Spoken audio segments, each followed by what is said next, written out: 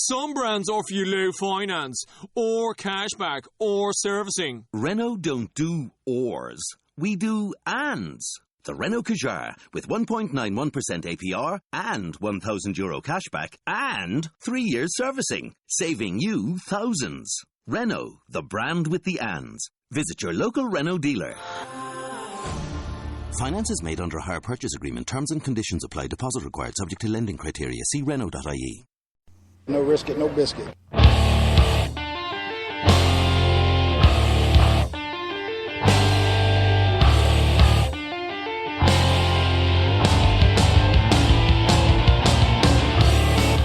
Coming from the Arizona desert, presented by SBNation.com. For Arizona Cardinals fans, by Arizona Cardinals fans, with outsider and insider's perspectives, this is Revenge of the Birds.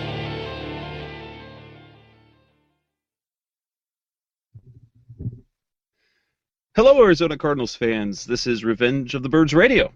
This is your host, Jess Root, and I'm here today, whenever you're listening, with Seth Cox, as we always do after an Arizona Cardinals game. And we have some good news, as you have been following the Cardinals.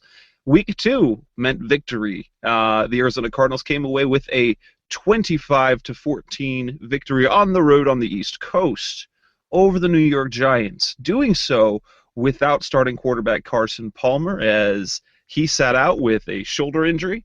Drew Stanton led the way, and they got the win. They're now 2-0, and it wasn't the prettiest of wins. However, they got the job done. And we have a couple other new bits of information that just came through as we are recording this on a Tuesday evening. This will be up on the site. When you're listening to it, will be probably Wednesday or a day or two after that. But Revenge of the Birds Radio is brought to you by Audible.com, the internet's leading audio content provider on the web. Get podcasts, you can get audiobooks, all sorts of audio content for the internet. And Revenge of the Birds Radio listeners, you guys have the opportunity. There's a special deal for you, as I have been telling you about for weeks. Go to audible.com and test out the service. You do so by going to audibletrial.com/Revenge of the Birds. You can test out the service for a month, absolutely free. And on top of that, you can get yourself a free audiobook download. I told you that I downloaded several audiobooks, and the first one I finished a while back. I told you about the book that I downloaded and our trip over a weekend when we went up to visit some family. It was wonderful. Turned on the audiobook, kids listened, nobody fought, and it was beautiful. So go ahead and do that. Audibletrial.com/Revenge of the Birds and get yourself your free audiobook download. And so we've got Arizona Cardinals football to talk about. We've got a couple of a couple of moves that happened, a couple of roster moves, speculation, things like that. But first, let's bring Seth on the line and have him welcome himself to you. Seth, how are you doing? Good, Jess. How are you? Doing great, Ned. We've had a couple of things come through the pipeline down the pike now for Tuesday news, and that is one is that the Arizona Cardinals made a couple of roster moves, as John Abraham has informed the team that he is returning, and so the Cardinals, they made room for him. They released Marcus Bernard, and they also released punter Drew Butler, who had punted the last 2 games, in place of Dave Zastudil. It appears that Dave Zastudil is healthy, as they let that other punter go. So Butler is gone. Marcus Bernard is gone. And that leaves room for John Abraham. And then they made a signing of linebacker Victor Butler. Hoping to find something to boost the pass rush, which has been anemic thus far in the season. Bruce Arians was on Sirius XM Radio NFL Tuesday evening, as he tends to be with Alex Marvez. I believe he does that every week. A couple of things that came out of that. One is that John Abraham still has not passed the concussion protocol. He will go through it again on Wednesday. Hopefully he will be able to pass, but he can't obviously practice or play until he passes that protocol. So even though he has decided to return to the team, there is no sure thing that he will be able to play this weekend against the San Francisco 49ers. The second thing was Arians described sort of what happened with Carson Palmer's injury. He said that they didn't actually know right up until the beginning of right before the game. Said they weren't sure because it's a bruised nerve. It's a nerve injury. It's just kind of not waking up. It's not doing anything. And he said it could be one day, it could be a month before Palmer's good. They're getting treatment. They're doing all they can. But the truth is they don't know. And in fact, he said to Drew Stanton, "Hey, you're up. If we win the toss, we're getting the ball first." And he was a professional about it. Drew Stanton did an okay job at the quarterback position. But tell us, Seth, what does that? I mean, just based on that, since that's new for today, do you know anything about Victor Butler? All I know is what the team sent. I haven't read anything about it. I don't recall him being particularly effective or much when he was on the Cowboys. And in terms of pass rushing production, I mean, in 63 career games, he's got 11 sacks. What do you know anything about Butler? Yeah, he was a guy that in 2013 was signed by the Saints. He was kind of the, I want to say he was one of the Pro Football Focus kind of hidden gem guys, because of his ability to get to the passer in his limited playing time. In 2010, I just want to make sure I have my numbers right. Yeah, 2010 with the Cowboys, he only played in 15% of the snaps. 2011, he moved up to like 25. I'm trying to find the tweet I sent out earlier. And then in 2012, he was up to, I want to say, 30% of the snaps.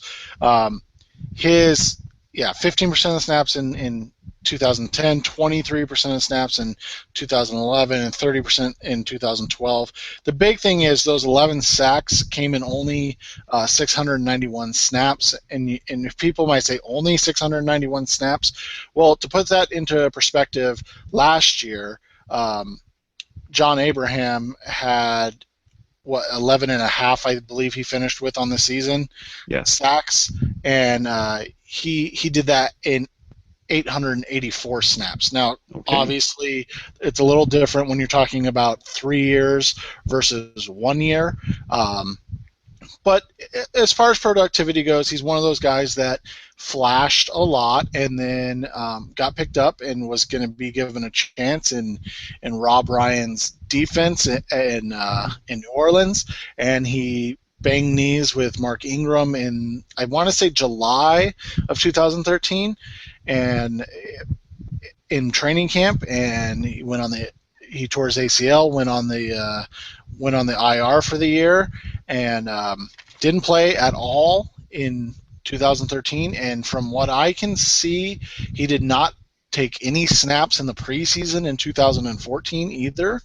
So I'm not sure what's going on. That's a pretty lengthy recovery from an ACL surgery, or I just don't know if another team wanted to give him a chance during the preseason or what's going on. But that was the story on Butler. He's a guy that everybody was waiting to see what was next for him when he got a chance to, kind of take those full allotment of snaps and get in a lot of plays, and just a fluke injury in training camp happened, and now he's trying to make it back and recover.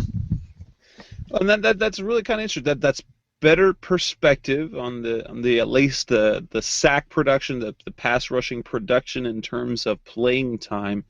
That is interesting, though, that he's missed so much time, considering the recovery of Tyrann Mathieu, who had his first game action this past Sunday, and we're looking at 9 months from the original injury, and his wasn't just an ACL, it was a gruesome knee injury. And the same thing with Alameda Teamu, who has played in both of the first 2 games for the Cardinals. He's played limited, but he is coming off an ACL surgery. So it'll be interesting to see. Obviously, the team gave him a physical, feels that his body is structurally okay for everything. It'll be interesting to see what type of contribution they expect from him. If it'll be this week, if he'll get any playing time. Well, even if I would imagine he would probably be the odd man out if John Abraham is active, if he plays. But if John Abraham isn't able to go, will he see playing time, especially after, in terms of Sunday's game, really kind of a nothing performance in terms of pass rushing from Thomas Kaiser and Sam Acho. Go ahead.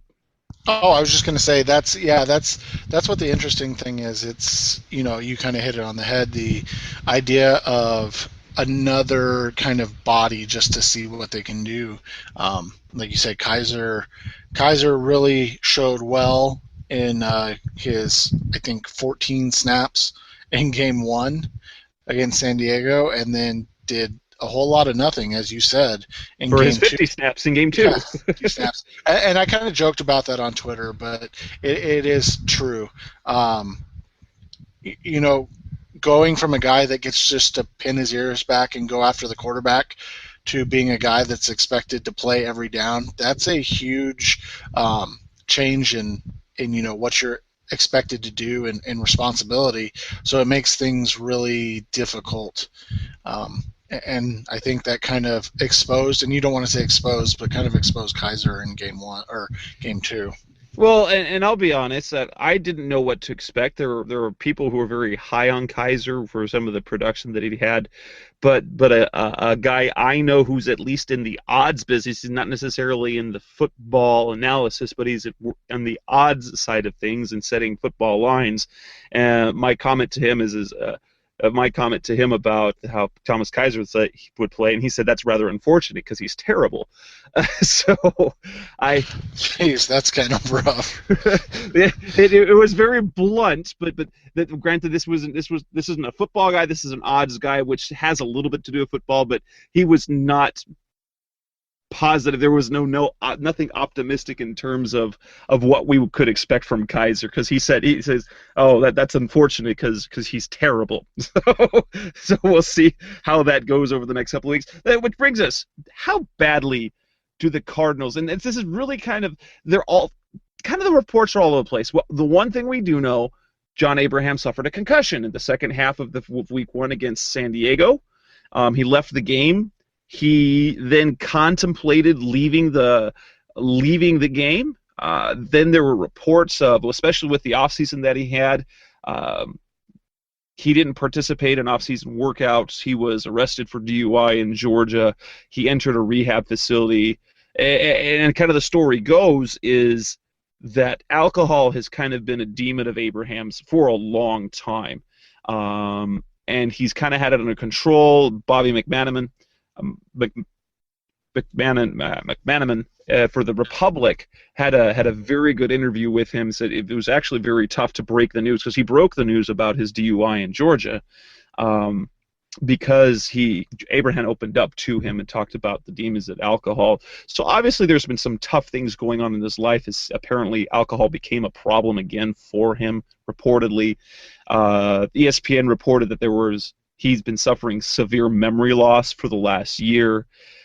Although Bruce Arians said that the thing that I got a kick out of, what I feel, is Adam Schefter's report of the concussion, saying that John Abraham, who's suffering another concussion, based on what we heard from Bruce Arians, this is Abraham's first concussion in his career, which kind of leads, at his age, getting a head injury like that really would kind of throw him for a loop, because it seems like he's had the headaches that it really caused him to rethink things. Obviously, physically, the team feels like he's okay, at least in terms of returning, and he's decided to come back. But how important, and it's really kind of a tough situation, because the Cardinals lost a lot of production when Abraham left in terms of pass rushing production. He didn't have even a pressure in that first game. how badly do the Cardinals need him? And that's really kind of an interesting scenario to put him in, considering he was considering leaving the game. But how crucial is Abraham to this defense? Well, you look at Kaepernick, and we'll just go with game one, because obviously that's kind of the question right now is will Abraham playing this week, with a concussion protocol and everything.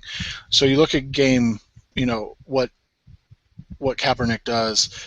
Under pressure, his quarterback rating in 13 was 62.5, which is obviously not good. But the crazy thing is, and this is where Abraham comes in, his numbers when he was blitzed under pressure was like, he had like almost a 100 quarterback rating. So you have to get pressure on Kaepernick, but you can't do it from the blitz. You have to be able to go with your four-man rush and create pressure and kind of a contained pressure, as opposed to opening up those lanes and alleys for him to run and expose it with his legs. And that's kind of the only person on the team outside of Calais Campbell that can do that, and especially from an outside position, is John Abraham. So I think his presence is really important, but obviously in terms of just health, overall health, it's game one of the NFC West and only game 3 of the season. Yeah, it would be great to kind of get that extra 2-game lead, so to speak, on the 49ers in the division, but it's not absolutely necessary that they have him, but it is absolutely necessary that they create pressure without having to blitz. And that's kind of the interesting thing. And obviously, I think that the biggest thing you can tell from just the eye test, granted, I believe that Abraham still is a little bit rusty, a little bit not quite where he should be, and he started slowly last year. Well, I'll admit he was a slow starter last year. He didn't get his first sack until week 7, and then they came in bunches, but he didn't have a single sack for the first 7 weeks of the season, for the first 6 games of the season, that is. And so, but he does have some pressure. So when he got hurt against San Diego and left the game, you could just see right there the defense looked different. It wasn't as good. It was during those next 2 drives that the Cardinals had to regroup, and really Phillip Rivers and the Chargers really sort of moved up and down the field. They made adjustments and were able to stop things, but against New York, obviously the pass rush, I mean, yes, they got a sack from Rashad Johnson, and then they had a sack fumble called back. And then the very last series, in that desperation drive, Calais Campbell finally logged a sack that counted. But it seems like a bunch of schemed patchwork done by Todd Bowles to kind of cover that up. And even just the presence of John Abraham, even if he's not getting sacks, does something different to the defense, especially because he played really strongly. Arians praised him multiple times last year. He played really well against the run as well.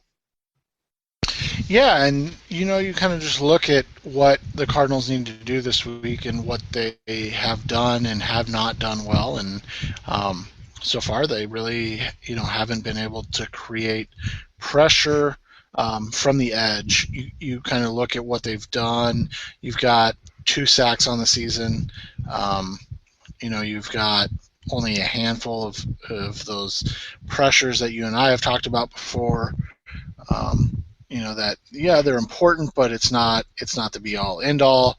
So you just want to look at what they're doing, and what they're doing is they're on pace for 16 sacks in a season, which is really bad. So that's just kind of got to be the focus right now. I know, like you and I have talked about every week, I know the hip thing right now is to ignore sacks and focus on pressures, but with a guy like Colin Kaepernick, you have to finish and you have to be able to put him down in the backfield, or else he is just going to eat you alive. And I think that's really where it starts right now for the Cardinals. They're ranked. Hold on, I'm trying to pull it back up. I know they're not last because I know a couple teams don't have any sacks yet, but yeah, they're tied for third to last in the league. Fourth to last in the league with only 2 sacks on the season. There's some teams down here that you wouldn't expect. The Ravens and even the Saints only have 2 sacks so far on the season, but I think in the division they play in, with Kaepernick and Wilson, you want to see those numbers start to trend upwards. Oh, and last year it was insane. I just pulled up the numbers. The way they went against Kaepernick last year, they blitzed Kaepernick on 30 of 32 dropbacks.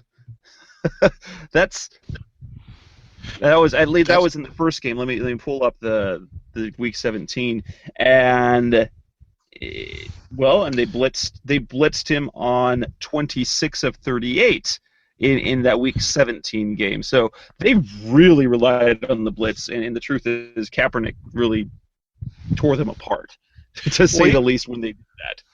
Well, and that's what's interesting about Kaepernick, and I think that I know a lot of Cardinals fans don't like him, and I understand why.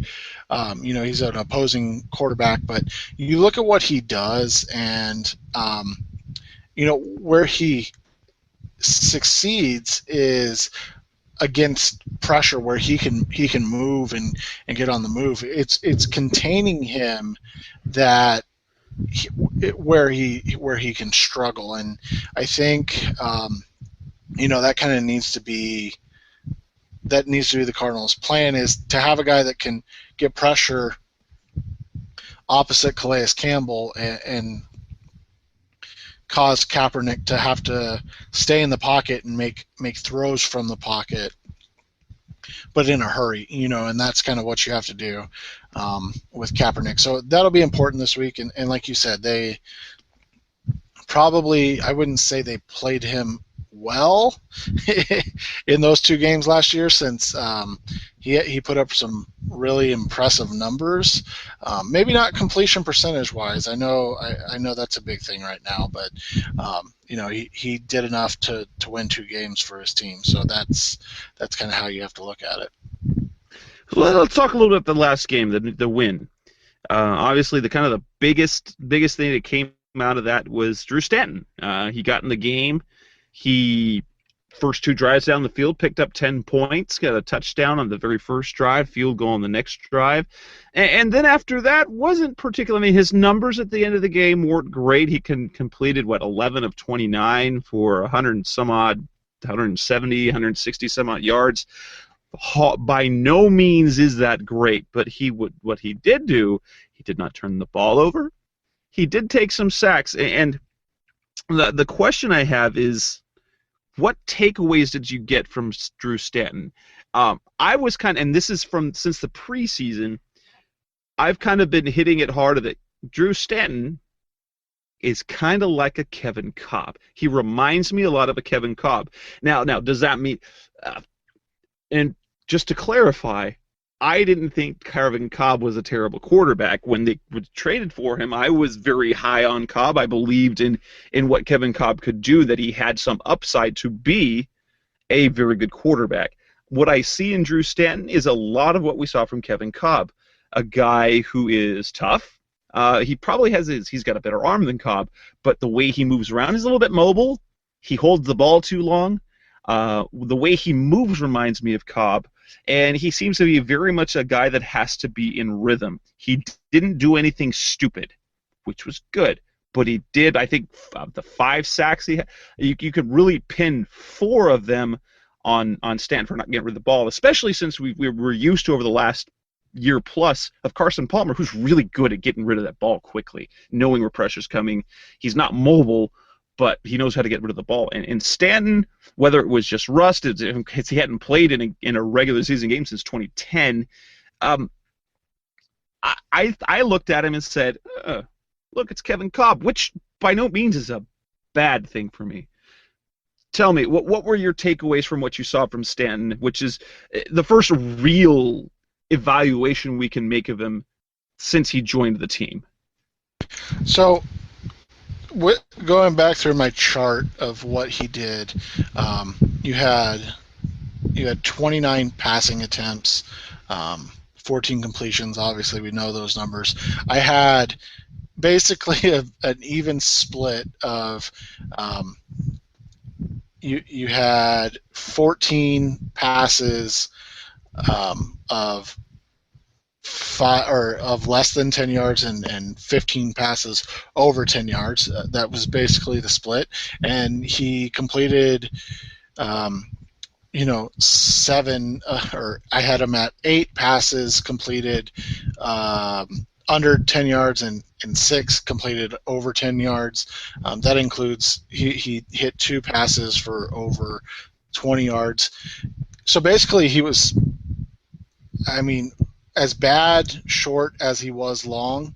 So you kind of look at it, and it wasn't necessarily the plays that Coach Arians was calling, something that we had talked about last year with Carson Palmer early when he was struggling to get the ball down the field and push the ball downfield.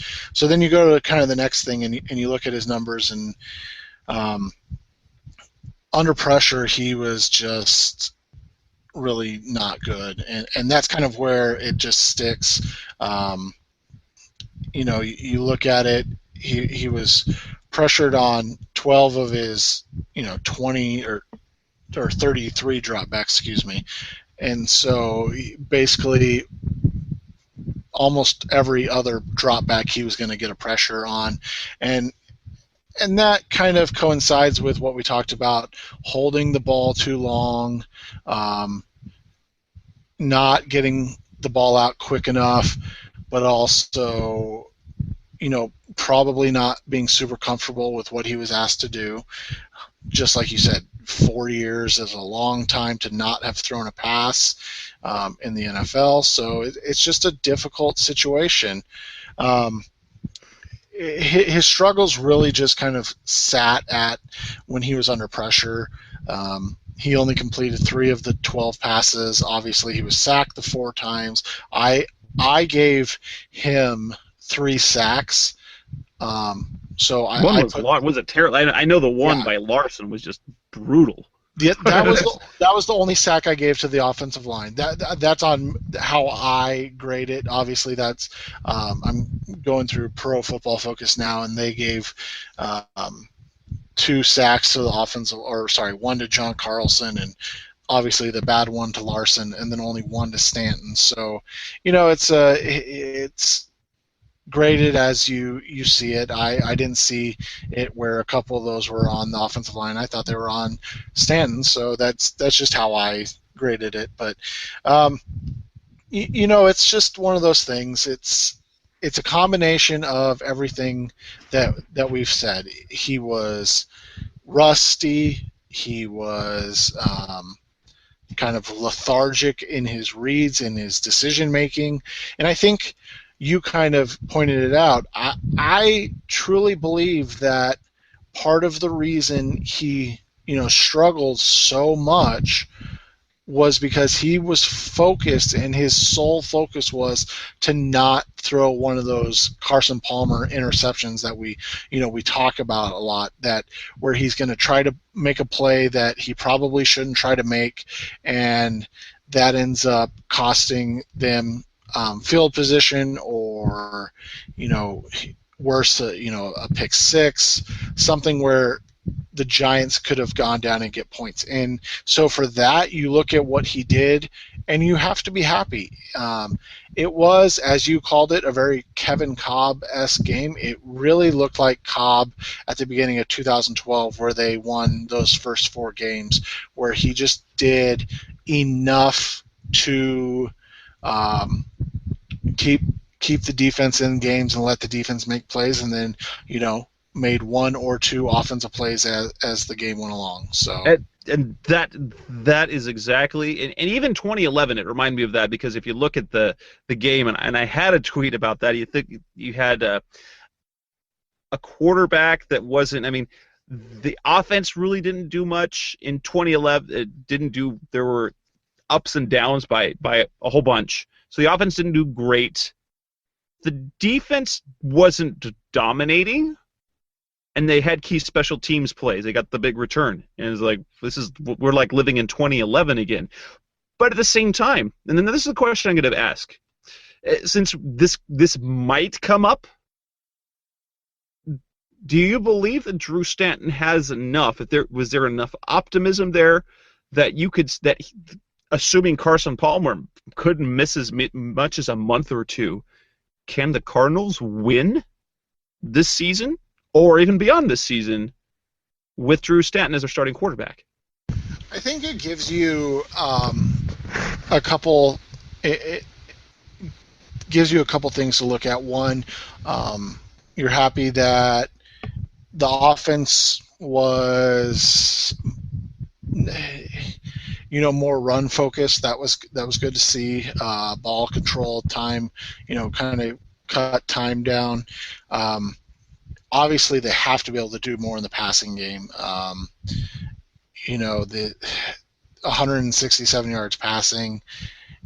If you're going to have 167 yards passing, then you better have, 200 yards rushing. It has to be something into that nature, because you can't average 300 yards of offense in a game and expect to win a lot of games. So I think you want to see a little bit more from, in terms of completions, especially in that 0 to 10 range, where he was not really good. He completed only 5, yeah. So he only completed 5 passes from 0 to 10 yards. So that's not good. That's where you want to see him pick it up. But also, it's one game after 4 years of not really playing, and so everybody's gonna say, "Oh, preseason." He's played in the preseason, but he really totally not the same thing. Yeah. Especially when he's playing against twos. He was playing against twos. Yeah, at every stop as well. So yeah, he hasn't done anything in that many years. So you take it for what it was. He has not done anything that makes you say, okay, we're fine without Carson Palmer. But he also hasn't done anything that makes you want to say, all right, I think we may need to see what Logan Thomas has. So I think in terms of both of those things, you're happy. And I'm the same way. I look at it optimistically. From what I saw from Drew Stanton, since it reminded me of a Kevin Cobb type performance, who's a Kevin Cobb who's not going to just break. In fairness, that's one of the saddest things that we've seen over the past couple of years. I believe they can win with Drew Stanton, but it's not the way they want to win. They have to play. They almost have to play flawlessly. The way they were winning games, they have to win gritty, win dirty, and they have to get big plays from special teams. The way they won games in 2011 and 2012, to show that they certainly could win, and it was enough for me to say Drew Stanton could be a starting quarterback. Some of the ineffective, the missed passes, and I'm going to give credit where credit's due. And give blame where blame is due. There were some drops that the Cardinals had. Andre Ellington dropped a pass. Robert Hughes dropped a pass. Michael Floyd didn't turn around quick enough. Otherwise, that probably would have been a touchdown on that second drive, because Stanton put the ball right where it should have been. And then those numbers would be, if you just do those three. Then instead, that's 14 to 29 and maybe a touchdown. Still not fantastic, but still better. Obviously, dropped passes happen, as we've seen. The Cardinals have benefited from dropped passes on both of their opponents. The Chargers dropped a few. We saw the Giants drop a few. But at the same time, I see Stanton it's optimistic. Definitely, he's not Carson Palmer. I'm not going to be getting there was a Twitter kind of a conversation going on after the game that really Carson Palmer and Drew Stanton is a wash. There's make no mistake, Carson Palmer can do things that Drew Stanton can't. Carson Palmer is markedly better than Drew Stanton. I've seen it in practice. There is a drop-off. There is a huge drop-off. But Drew Stanton is the type of quarterback who can win you games. He's not going to win you games, but he can lead a team much like an Alex Smith can, who can be the quarterback of a winning team if there's the right talent around him, which they do have. And that's kind of what it is. You have to just look at it as, okay, what do they do well, and what can he do well? And what he does well is he can throw the ball down the field. At this point in his career, I think he has a better arm than Carson Palmer, a stronger arm. But like you said, he doesn't make decisions as quickly as Palmer does. That's one of the things that you can't discount about guys like Warner and Palmer as they start to regress in terms of the physical ability. They still see windows that guys don't see before they're open or closed, and make those throws. Whereas Stanton sees the window, maybe a second later, and it takes all he has to get the ball to fit in there, and then all of a sudden it's a odd looking pass, and that's kind of what you look at with Stanton is, he is not a terrible quarterback by any means. Like you said, he's a quarterback that he can likely he can likely lead this team to the point where they may be able to withstand a 1 month Palmer sabbatical, so to speak. So I think that would be okay, but you want to see a little bit more in terms of gameplay before you make any judgments overall, and that's just for me. Yeah, definitely, which makes it interesting. Carson Palmer's contract does expire at the end of the season. We would assume that they want to re-sign him, and it would make sense to re-sign him. It may cost a little more, but say they don't, and you get Logan Thomas probably not ready next year, if he's ever ready at all. I mean, there's definitely question to that development. Stanton, I think, could do it, but it would look a lot like 2011, 2012 when they were winning games. Not the disaster, not the dumpster fire of 2012, but the beginning when those games were really tough wins, cardiac Cardinals type wins where you're getting just enough from the quarterback position, and we've seen teams do that before. I mean, if you think of some of the winning quarterbacks, Kevin Kolb could have been behind a better line, could have been better. Matt Hasselbeck, there was a time when he was pretty good, but no one ever saw him as. I mean, Matt Hasselbeck is kind of the best case scenario of something like Drew Stanton. And Hasselbeck wasn't a fantastic quarterback. He did just enough and put up some pretty good numbers, but you never really felt that he was ever one of the elite quarterbacks. He was a pretty good quarterback in a good system that he knew, and he was smart, which is kind of what you want to have until you find your guy. Yeah, and that's exactly that's exactly what you're looking for at this point. You want to see him just continue to blossom and continue to play well and continue to give your team a chance to win at the end of the day, and that's what he's done, like you said, so far. And so I think you're excited / happy with that. And I think if he is forced to play on Sunday, we're going to know a whole lot more, and I think that's where we'll start to decide if, okay, this guy's going to be okay, or okay, get well much sooner, Carson, because this can't go for too long. I don't think it's going to be really a happy medium. I think you're either going to be like, okay, this will be okay for however long it needs to be okay for, or you're going to beg to see Palmer back. And let's move on to a little more things other than Stanton. But let's look at offensive and defensive takeaways from that game. Going to look at the offensive side of the ball. It was exciting to see how Andre Ellington played. So he's still not 100% by any means, as he missed 2 days of practice, was limited in the last day. It seems like that's going to be the story for most of this year, is he's going to be banged up, his foot's going to be sore. What do we get out of him? We got over 100 yards of offense from him. He got the 92 yards, 91 yards rushing, and another 10 in the passing game, and had looked good. I mean, that's the sort of thing. If he can do that the rest of the way out, that's exactly what we're wanting to see, what we hope to see. But you can get 1,500 yards of total offense out of him, of total yards from him over the course of the year, and he was good. And that was good to see. We had the burst from Jonathan Dwyer on that 20-yard run. Unfortunately, yeah, after that, he wasn't much. And offensively, after that, there wasn't much to take away other than what was a potentially, now granted we didn't see that in week one, an offense that could really move the ball down the field was really hit and miss.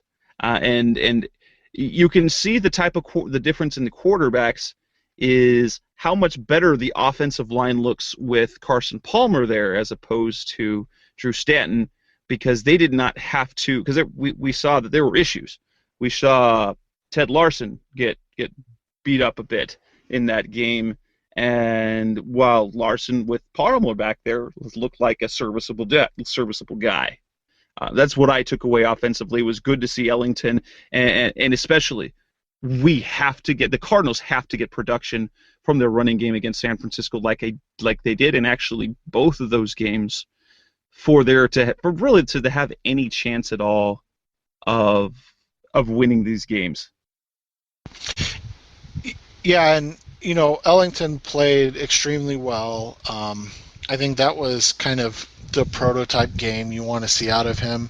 As you said, it really just kind of sets him up. Yards from scrimmage on the season, he's at 181, which is, just under 100 yards a game. So, like you said, that's right on pace for that 1,500 yard from scrimmage season. I'm actually kind of surprised how little he's caught the ball, but that may have more to do with the foot than actual kind of trying to get him the ball. But as far as running the ball, he's doing a good job. Dwyer, he had the nice run like you talked about, but you take away that 20-yard run and he's got 15 rushes for 31 yards on the season. He's Rashard Mendenhall. Yeah, exactly. He's basically Rashard Mendenhall. That's who he is. I think when you look at the receiving, that's kind of where the interesting thing is at this point. We had all the hoopla about Fitz not getting targets and blah blah blah in game one, and after game two he leads the team in catches, but he's second in yards, and they still only, Andre Ellington or John Brown and Stephon Taylor are the only ones with receiving touchdowns, and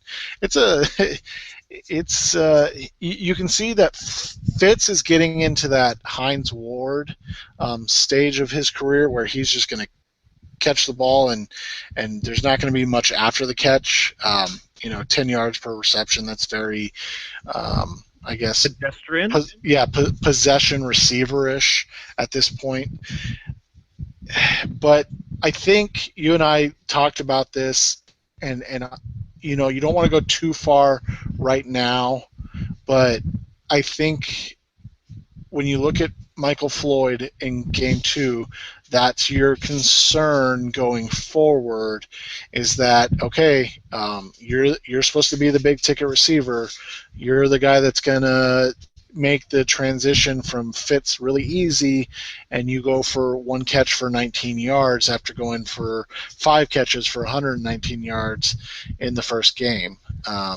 And that's what happened in 2013 too. He had what, a half a dozen 90-plus yard gains and a half dozen 30 yards or less games. Yeah, and so and like I said, it's the first game with the backup quarterback, so you're not going to read too much into it. But I think if after San Francisco, if he has another 2 catches or even 3 catches and under 50 yards, that's when you start to say, okay, as good or great as he can be at times, you need to see it more consistently before you start to anoint him as the guy going forward. But you look at what they did. It's so hard to break down the receivers in this game just because, and it's nothing against Stanton. It's just so hard to decide who was effective and who wasn't, because it's just such a different thing than what we had seen all off season and what they're used to. Carlson had a drop. That was that's a problem. Obviously, the miscommunication, like you said, with Floyd at I know it wasn't at the goal line, but it was right there in the red zone. Yeah, but yeah, the throw towards the goal line. It got there before he was ready, and you didn't with Palmer. You haven't seen that with him and Floyd. Those two had been really in sync, and so it was Stanton put the ball where it should have been, but Floyd wasn't quite ready for it. Yeah, and then you talked about the running backs. The drop by Ellington. I didn't understand the play to Hughes. That's 2 games in a row where Arians has made a call in the red zone where I'm just kind of scratching my head based on who the target is. You had the John Brown fade route in game 1, and then this game you have the angle route and I'm pretty sure it was an angle route to Robert Hughes out of the backfield. It's like you have Ellington, but you also have Taylor, who's a very good receiver out of the backfield. And you choose to throw it to Robert Hughes. I know, they've touted how soft his hands are and blah, blah, blah, but it was just an odd choice of play call at that time, and something that there's one of those things that you keep note of for later in the season. And I'll have you know, guys, Pittsburgh Steelers fans have said the same thing about Arians. They say, what? He did that when he was in Pittsburgh. He's touted as this great play caller, but then you're like, what? Those 2-point conversion plays, some of the decisions that he makes in the red zone rather than going to, hey, you've got a Michael Floyd, hey, you've got a Larry Fitzgerald, hey, you've got an Andre Ellington, and you're throwing it to Robert Hughes? Okay. But he had that reputation when he was Pittsburgh too. Steelers fans will be the first to tell you they were kind of glad when he was gone. Not so glad when it turned out to be Todd Haley after the fact, but yeah. but they weren't thrilled with Arians. But then and then it's the same thing with the offensive line. I will say this: I thought the offensive line played better in the run game. I tweeted it out today, just kind of watching everything again. And going over my notes, I think you look at what Bobby Massey's done the first 2 games, and this isn't a shot. People get so offended because Tyrann Mathieu's hurt, so you can't judge him. Well, you know what? I can't judge what's not on the field, and that's not a shot at Tyrann Mathieu. But if you're evaluating somebody on the play of 2014, Bobby Massey's been the best draft pick from the last 3 drafts. He's really, really impressed me. I know he had the really big brain fart in game 1 where he gave up the strip sack, but you know what? That's going to happen because he does have athletic limitations laterally, but in terms of in the run game and what he's doing in pass protection outside of that one little blip, I think you have to be really excited with how he's played. Valdir was fantastic in this game. I think, you kind of just look at what he did in pass protection. He really set the edge well. He gave Jason Pierre-Paul as much room to run upfield as he wanted, and he then kind of just sent him upfield the rest of the way. Those runs to the left on those zone stretch plays, and I think we had two power, you know, kind of outside powers to the left as well, where you saw Valdir and Larson and Sendeline really just kind of create that wall for Ellington to run behind. So I think in the run game you were impressed. Obviously Valdir was impressive. Larson, we know about the bad whiff. Outside of that, it's hard to tell. Like I said, I gave those 3 of the 4 sacks to Stanton, but it could have actually been the offensive line. It's hard to tell. Again, in game 1, I think we'll know more next week. Whether or not Palmer's back, we'll start to get a feel for what Stanton is and does and what he can be. So I think that's where you'll start to see, you'll be able to identify a little bit better how well everybody on offense played. Question, and this is because I simply didn't know. Did you see the 2 snaps that Jonathan Cooper got in the game? Because Larson was, according to the stat sheet, Larson was out for 2 snaps and Cooper was in for 2 snaps. I didn't ever see it. I never saw it either. So yeah, when you tweeted that out, I went back and looked at my notes, and I have the game, so I'll watch it again. But I did not see it at all, and so I'm interested to see what 2 plays these were. And I'm wondering if they were nullified. Let me just pull it up and see what they have on Pro Football Focus. And it doesn't say that he got any snaps in game 2. They don't have any snaps for him, any plays for him noted. So yeah, and they're usually pretty good on their snap counts. So, but I mean, the official one says Cooper was in for 2 and Larson was out for 2. So I'm assuming, since the 2 don't look alike, that it's right. But yeah, it was one of kind of the cases. Defensively, the takeaways that you have is obviously the couple of things. One, the run defense was as a whole was very good. There were a couple of drives where they weren't able to completely stuff them, and as a result, third down plays were kind of trouble for a couple of drives. But I mean, you look at they gave up less than 3 yards a carry.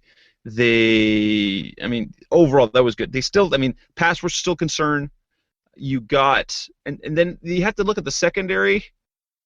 On both sides, there were lots of flags, but most of the time, I would agree with Bruce Arians that the refs called a good game, that they were calling actual infractions, and it was just a case of defenders trying to be too physical. Another takeaway, Antonio Cromartie is quietly having a very good season after 2 games. You get Peterson's been picked on a little bit. Obviously, he got flagged 3 times. Most notable, and then probably should have been ejected when he was pleading his case and he bumped the referee. You could see in the referee's face he was real close to tossing him, but obviously I think he could tell that it was inadvertent. But yeah, so Peterson he lost some composure, but overall, it wasn't a bad defensive performance. But you kind of saw, like you saw a season ago, Peyton Manning had aside from, he had the early interception off the tip, and then he had the other interception late in the game. But you look at it, and he really sort of, sliced and diced up the middle of the field. And kind of what we talked about was that's going to be the Cardinals' bugaboo, is just, right in the middle of the field, not too far down the field where you get, 7-8 yards out.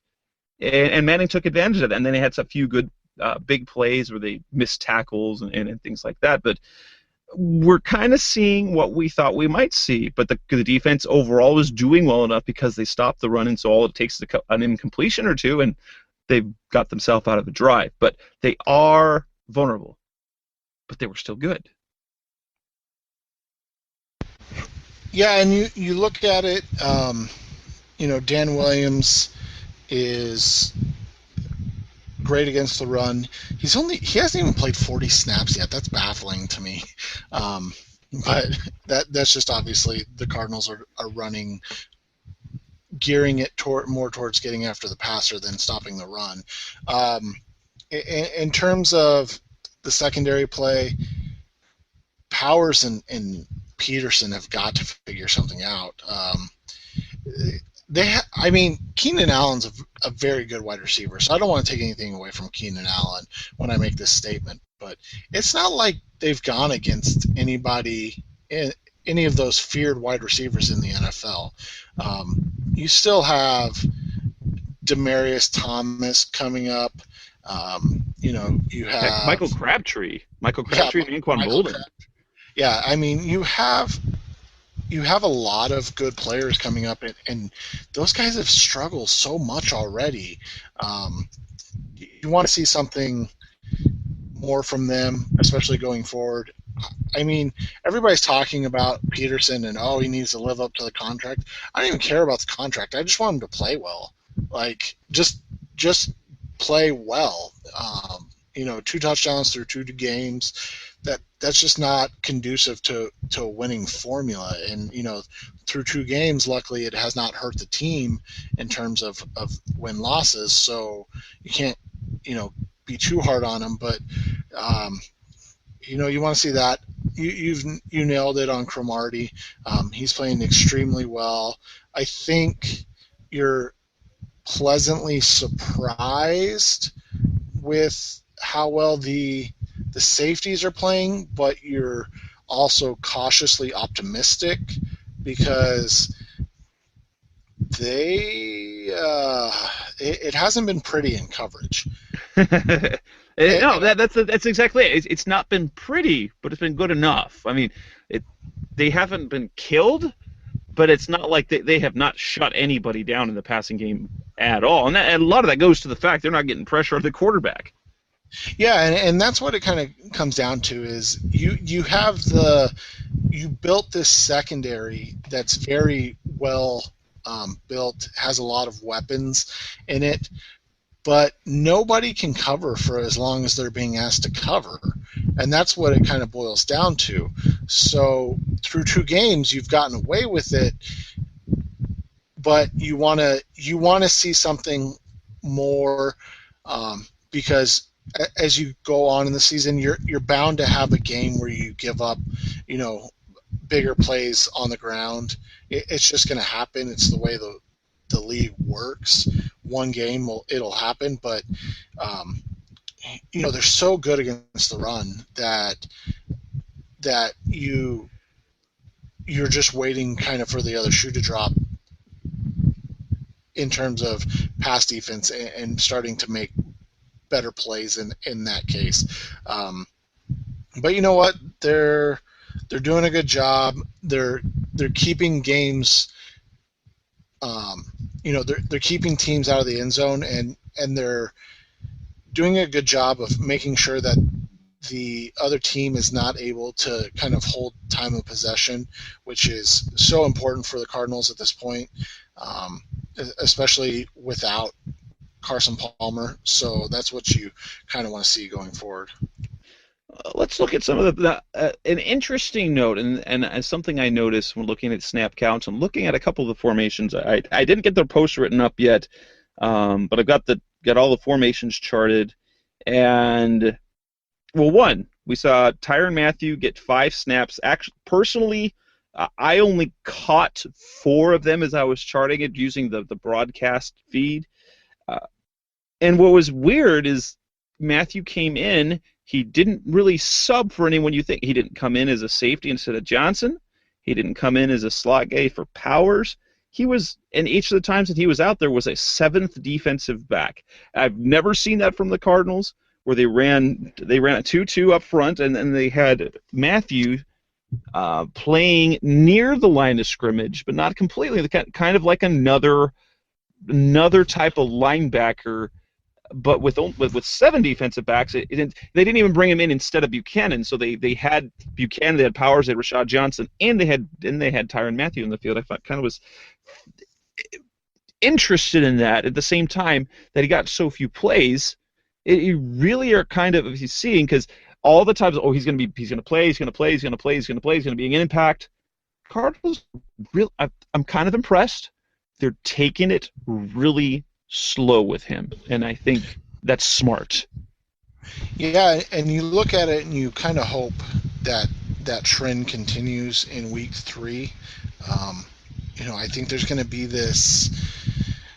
I don't know what the word is, but I think if things are close and they need a big play, they're going to feel like they need to get him involved because he is such a difference maker. And I think that's the wrong way to go about it. I think you kind of do the same type of thing, get him in as an extra man in coverage, and just kind of slowly feed him in. I know he wants to play more. I know he's hungry and he's chomping at the bit, but you're going up against a very physical team in San Francisco where they're going to run a lot of misdirections. He's going to have to put a lot of it sounds dumb to say, but I feel like he's going to have to put even more stress on the knee in a game against San Francisco or Seattle than he maybe would against a game like Washington or Oakland coming up in weeks 6 and 7. And I know that's not what Cardinals fans want to hear. I know they want to see him back out there, but get him up to 10, maybe 15 snaps in San Francisco. Maybe you go 25 in Denver, and then maybe he's ready to play 75, 80% of the snaps against the Redskins and Oakland before you get that high octane Chip Kelly offense where I think that's kind of your target date of where he's quote unquote 100%. Is that Philly game where that's the game where you're going to need a lot of Tyrann Mathieu. Yeah, and it's kind of interesting is the fact that my question for a while has been, how are they going to use him upon his return? They didn't use him at all like I thought. And they didn't put him in at safety to replace Johnson for a few snaps. They didn't put him in for power. They had him as just another defensive back somewhere in the field. And I'm interested in how that's going to be forward, because if you look at the snap counts too, Rashad Johnson never left the field. And in fact, on their 2 goal line plays, when they went with the 9-man front, the 2 safeties they kept in the game were Deon Buchanan and Rashad Johnson. And then so essentially it was Johnson who was the only defensive back because Buchanan hasn't been a safety yet this season. So they basically had 10 in the box and Rashad Johnson, rather than they didn't go with Cromartie, they didn't go with Peterson, they didn't go with Tony Jefferson, but they kept Rashad Johnson out there. And I'm wondering if it's kind of at the same time, if Rashad Johnson is kind of keeping his job with his play. He's been good. I mean, I don't even know if good was the word I would use. He's been there.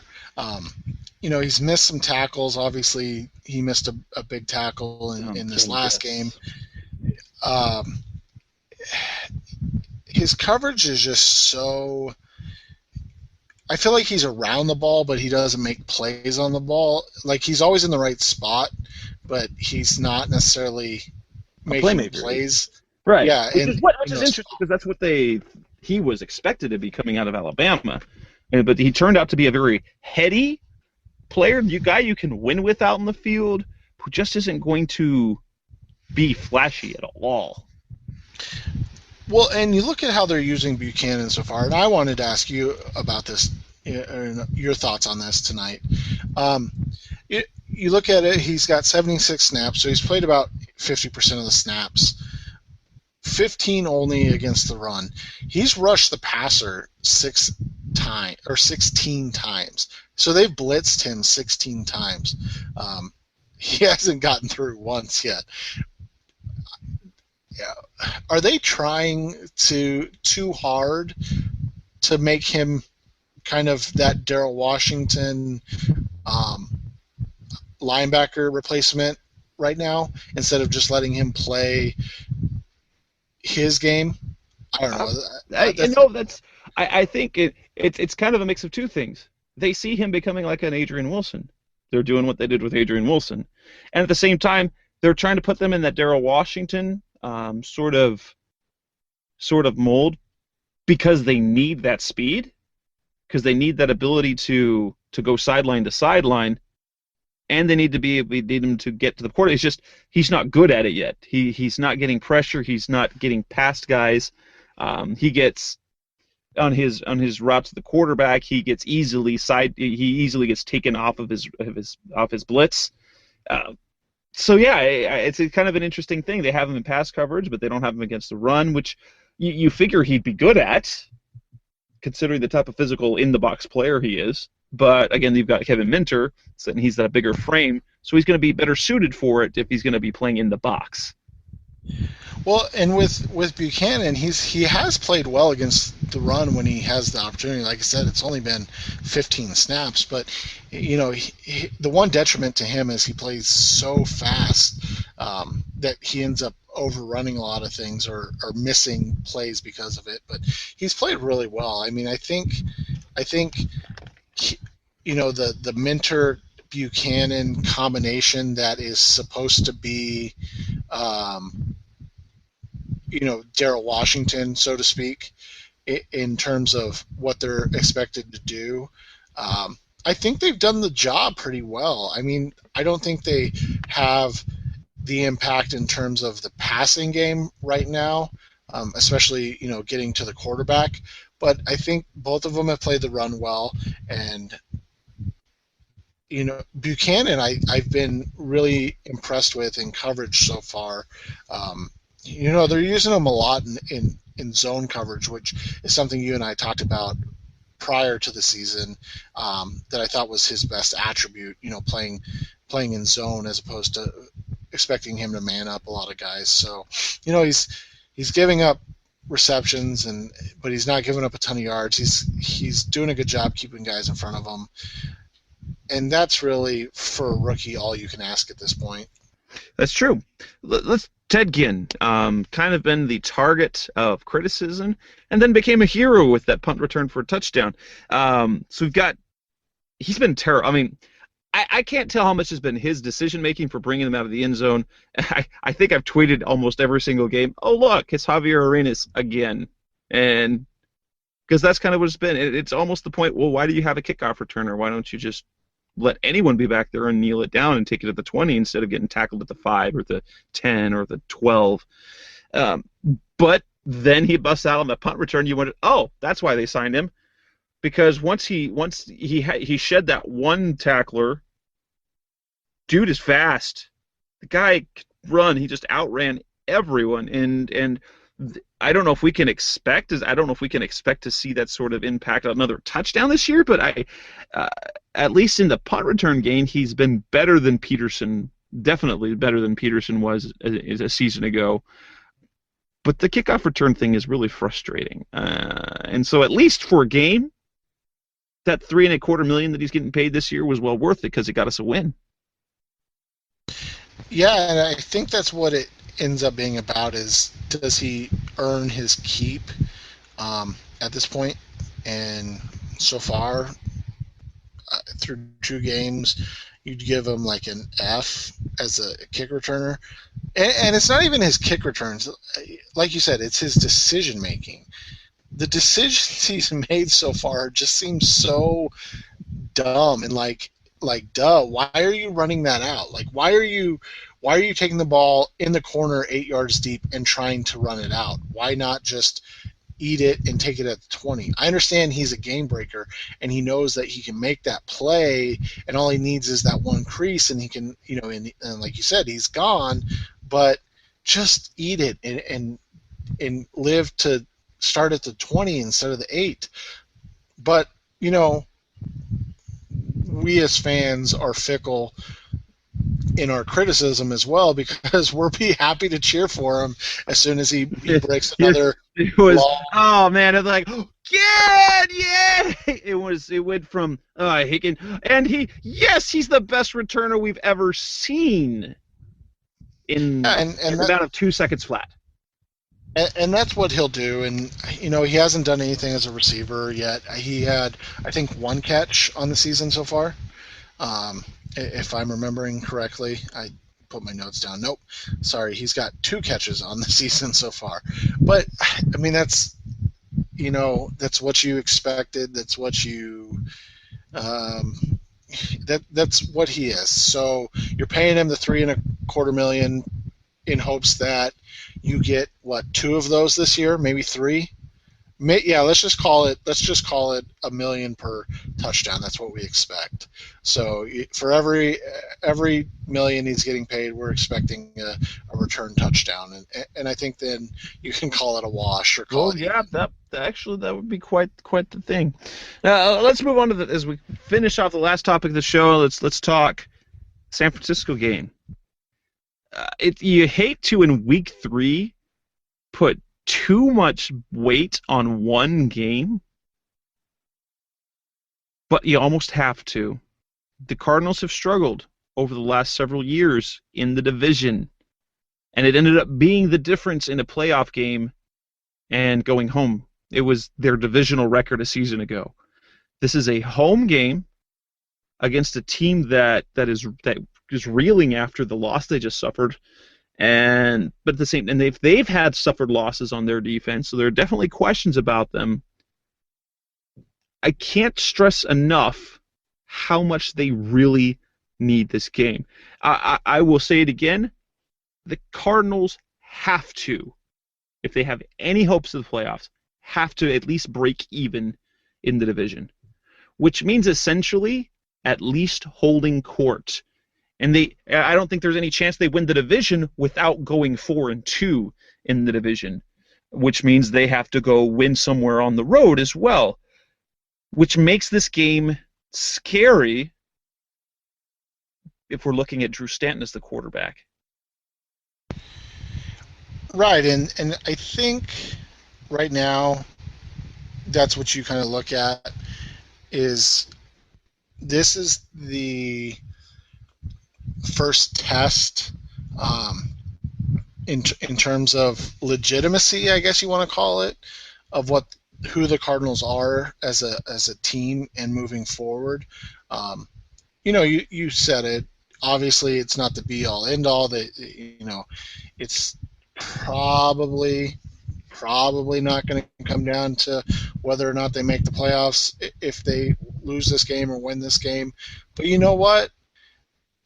You kind of want to see them take it as that it would. You kind of want to see them take this as, you know what? We haven't beat this team in a long time. When was the last time? I know we had this conversation. It was a fluky 2011 win when John Skelton was quarterback. Right, and that's the last win in the last 9 games or something. Yes, right? They've won once out of the last 10 games, and if I recall, that game also included 3 missed David Akers field goals, I believe. Yeah, so you look at it, and it's more than the division or playoffs or anything like that. You want to see that this team can compete. Not even compete, that this team can win and beat the 49ers, because they have been owned by the 49ers thus far.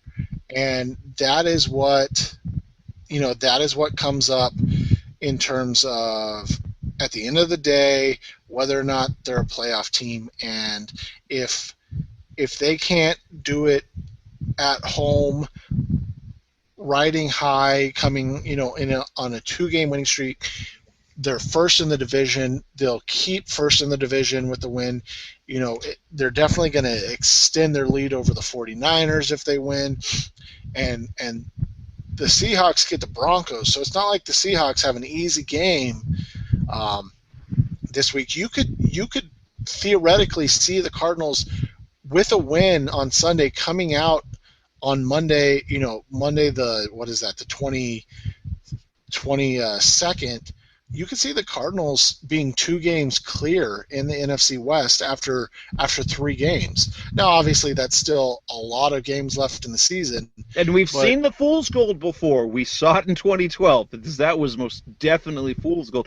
And for me, as a fan, I see that's the thing I'm most worried about, because these wins have not been flawless wins by any means. They have been very quirky wins, and we saw what quirky wins led to. Now, granted, it was with a terrible offensive line, but 2012 we saw quirky wins to start the season, and then it became a dumpster fire. Right, and I don't think that this team is like that, but you never know, I guess. It's just the NFL is so... Well, especially if it ends up being Drew Stanton for any period, it could become a dumpster fire. Right, and that's what's worrisome is that you have a team that's kind of winning games in weird ways through 2 games, and it can really go south in a hurry if they don't figure out this quarterback thing in terms of is Palmer healthy? Okay, Palmer's not healthy. Okay, what's our next option? And you don't want to pile too much on Stanton right now because he, as we talked about at the beginning, he did exactly what you needed him to do. But especially in a game like this coming up, you need more, and that's what I don't think it's unfair to want more or expect more either. So there you have it, Arizona Cardinals fans. We've talked about John Abraham. We've talked about the Carson Palmer injury. We talked a little bit about the roster moves that have happened. We've got a huge game coming up this weekend. Arizona Cardinals host the San Francisco 49ers. San Francisco 49ers team that is not at full strength on defense, as the Arizona Cardinals aren't as well. So this is a big game. We've talked about how the Cardinals win over New York, and we previewed a little bit what we can expect or how big this game is with the 49ers. I will be recording with somebody. I haven't nailed down exactly who that will be from Niners Nation yet, but in the next couple of days I will record that with one of the bloggers over at Niners Nation, our SB Nation sister site for the San Francisco 49ers, and I will have that interview and preview up later this week. That's Seth Cox. I'm Jess Root. This is Revenge of the Birds Radio. Thanks for listening. Have a good night.